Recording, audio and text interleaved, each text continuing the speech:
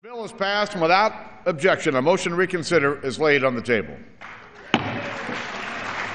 Another step closer to ending the U.S. debt saga. The House of Representatives approved a budget deal on Monday that will raise the U.S. debt limit in exchange for deep cuts in government spending. Many Congress members expressed relief the deal had passed the House in advance of the August 2nd deadline. That's the day the U.S. Treasury says the country will run out of money to pay its bills. But the tone throughout Congress on Monday was one of anger and disappointment, especially among Democrats, who argue the spending cuts in the agreement will hurt the most vulnerable Americans. We are in the midst of a horrendous recession. Real unemployment is over 16%. People have lost their homes, their life savings. We have the highest rate of childhood poverty in the industrialized world. And yet this deficit reduction package comes down on those people.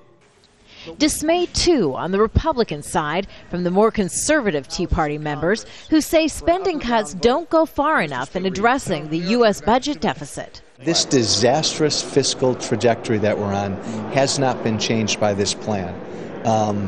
And until this city gets really serious about how great our debt is, we're not going to turn things around.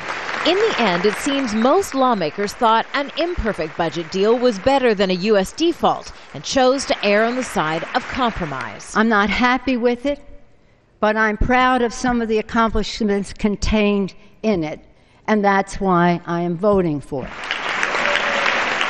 Despite the political bickering, hard feelings were temporarily set aside when Arizona Congresswoman Gabrielle Giffords, shot in the head in January, made her first public appearance on Capitol Hill to cast her vote in support of the budget agreement. The budget agreement still has to be voted on and passed in the U.S. Senate to become law. That vote is scheduled for Tuesday, and it is expected to pass. Kimberly Halkett, Al Jazeera, Washington.